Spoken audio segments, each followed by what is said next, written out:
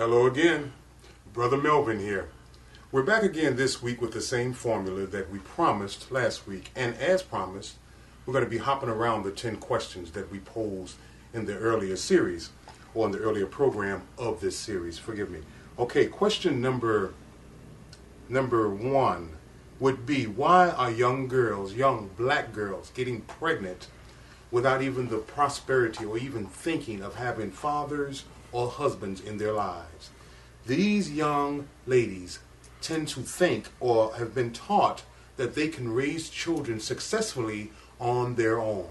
I know that's a controversial subject, but the point is made constantly that children, all children, young boys, young girls, need fathers in their lives. That is, strong male figures. It is important, and I think it's one of the things, and it's proven itself to be one of the things that are missing in our children today. They have no discipline in their lives. They have no one that they are afraid of. They have no one that they can look up to. I encourage them to look up to Jesus. It is important to have God in your lives. I really think the church has a part responsibility to draw these people into the church to get the message of God, so whereas they can learn how to build respect and to give respect and receive it. Question number 10 is that, is it the education to blame that we are given? I'm truly convinced that we are just that, given a certain amount of education, given a certain level of education. And that level of education isn't always matched up to the times that we're living in.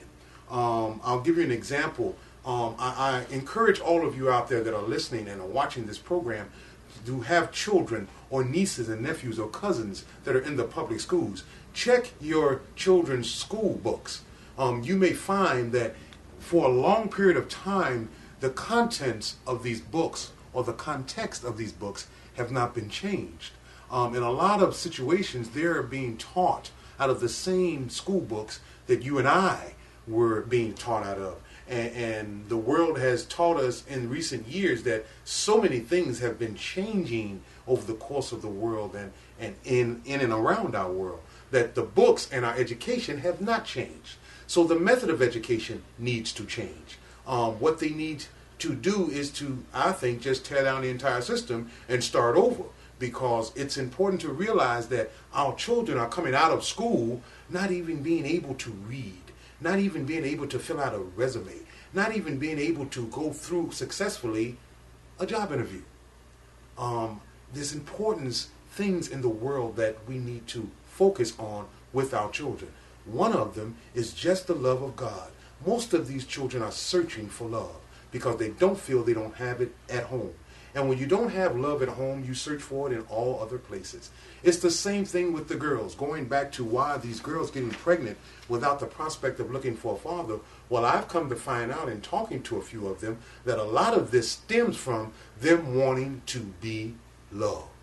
Them feeling that no one else is going to love them. So if I have a baby, boom. If I have a child, boom. I will immediately automatically get love. But the problem that we find with this analogy is, or this train of thought, is that these young girls' mind has not caught up with the development of their body. Dr. Hook said on a previous program about that subject, and I find it so prevalent and very right now. It's happening. You see young girls, and I mean young girls, walking the street, on the bus, driving cars, in the stores, whose body is that of a female twice her age, but yet she's still a young girl. And one of the problems that I blame society on, which is all of us, they have the attitude to go with it. It's very important to teach the young people to be young. The Bible says that when I was a young man, I act as a young man. And I'm paraphrasing. It actually said when I was a child. So I could use the term child because that stimulates from that affects the young girl and the young boy. So when I was a child, I act as a child. But when I became an adult, when I became grown, I put away all childish things. We need to put away some childish things. One of them is just to be able to teach our children. It's very important to ask questions. Everywhere we go, we see things that groups of people are doing things. Groups of people are following people. Groups of people are too afraid to speak up as individuals, so they're going to follow the crowd. They're going to go with what's popular. They're going to wear what's popular. It's important to know that you can never make a change until you become an individual. But at the same time, you need to understand that no one, nowhere on this planet has ever done anything by themselves. You're going to need the help of someone in your life. And I encourage all young people to reach out. I encourage all fathers, young and old, to reach out to young people all around the world. Give them the love of God first and the proper education of this world second. It is so important that we really need to realize that the government is not for us, especially our black fathers. The school system is doing the best they can, but they're not helping. We need to reach out as a community, as a family. Black fathers, black mothers, just parents in general. Let us come together. We encourage you to leave comments on this program. We need them. It's how we keep going, and we love all of our viewers. Come back again next week where we'll continue this series in the 10 questions that is going to change our community. You know, we have a good time, and I always joke and say that it's hard to change the world one question at a time. We thank you so much. And one more thing we'd like to say. It's very important. Our children are looking at us.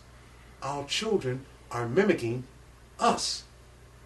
Watch what you do around your children. Watch what you do around young people, period. Don't think just because you're in the store and you leave your children at home that you are not being watched. Believe me, God sees you and the young people see you. Let's walk upright. Especially, I'm calling out again, and I hate to be boring, but it's not boring to me. All of our black men, our young fathers and fathers to be, stand up. Stand up the way your father stood up for you. Stand up and be counted. Stand up and speak up. And most importantly, once again, ask those questions. We thank you. Come back again next week.